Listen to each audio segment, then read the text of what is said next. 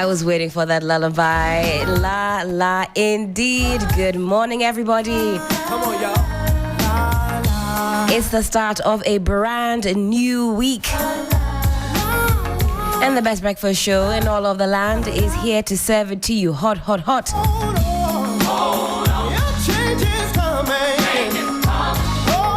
And change is certainly coming.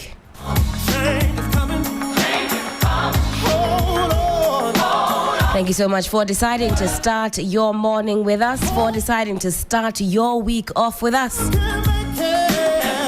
As always, it's a very packed menu this morning as we kickstart yet another energetic week. Very shortly, we'll be getting into the news review. We've got a number of papers here in front of us. We'll run through the headlines and get into the meat of the matter. In the meantime, you too can make your voice heard. Do give us a follow on the socials, and you can find us on Instagram, also on Facebook. We're on X, formerly Twitter, and you can find us at 3FM at 92.7. The hashtag we're using this morning, it is hashtag 3FM Sunrise. And typically we would be kicking things off with Felicity Ahafia-Nyo, but I believe we haven't been able to establish contact. The strike is well and truly on. If you joined us, I believe it was last Monday,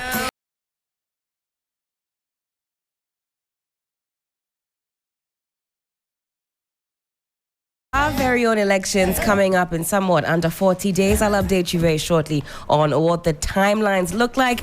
But guess what? The U.S. elections, that is only some 8 days away.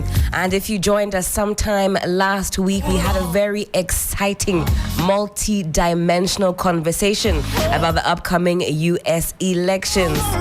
Sixtus, how exciting was that conversation? I thoroughly enjoyed it. I did as well. It was especially the perspectives that Dela Michelle brought to the conversation. It told me that she indeed was, in touch with the base, and not just the electorate, also the other players in the space. And you can tell straight from that conversation that, I mean, as is always the case, the U.S. elections seem to have a bearing on us. On the entire world.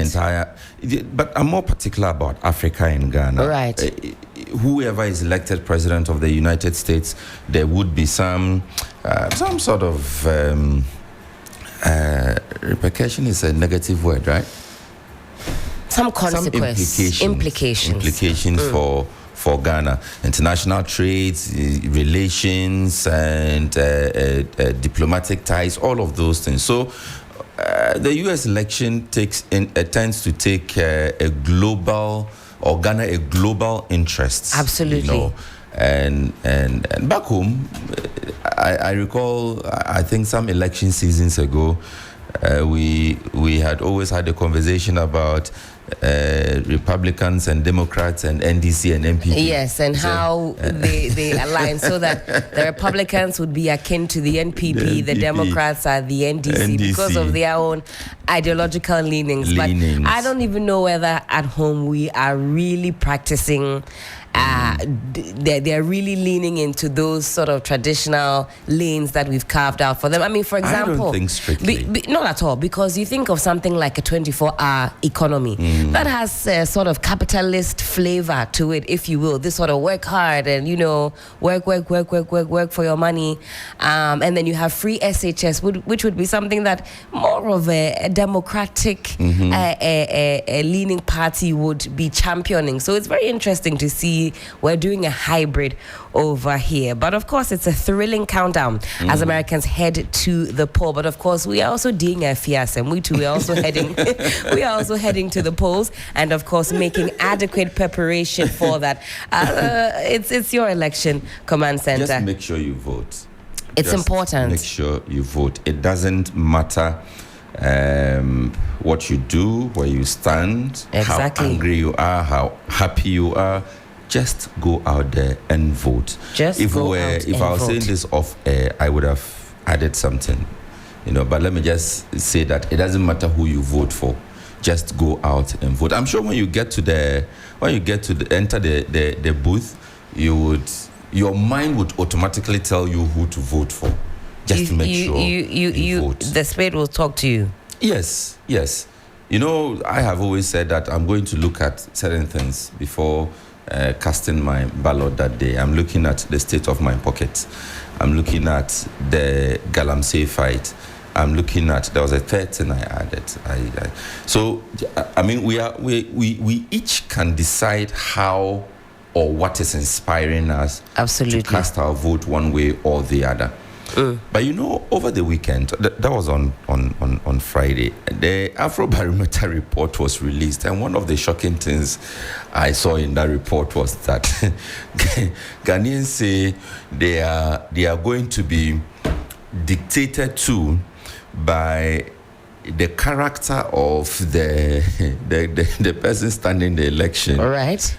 The manifesto promise. Well, the first thing was what? Is it good intention or something? And I have to just pull that up. But I'm shocked.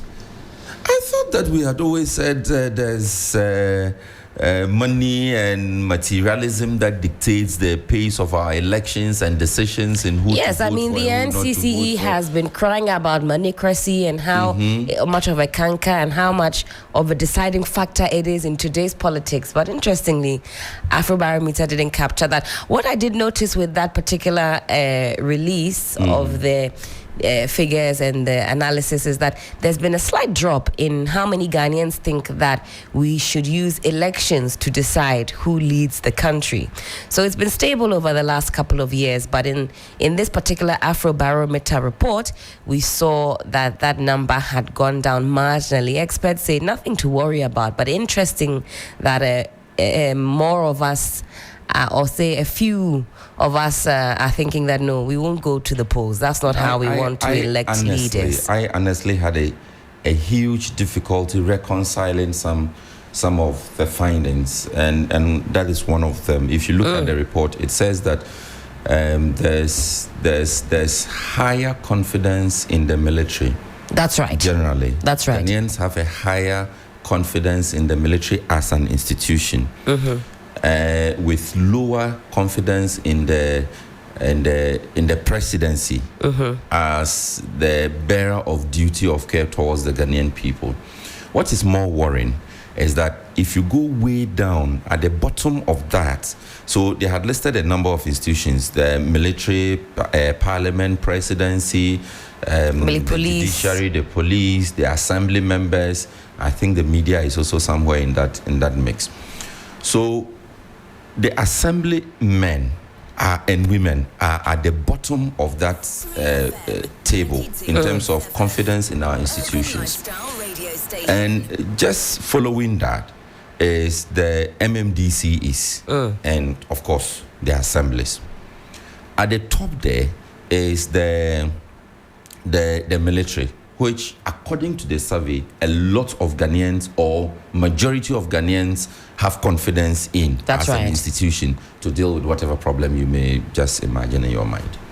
Now, I kept asking myself, if we say, and the same report also said that Ghanaians still prefer electoral democracy to any other form of governance. That's right. Okay. Over 80% of us. Over 80%.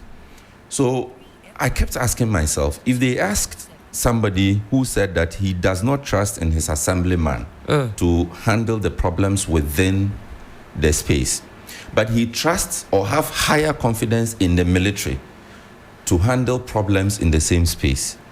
Now, the same man or woman who gave you this response also says that, well, I still believe that elections are the way to go.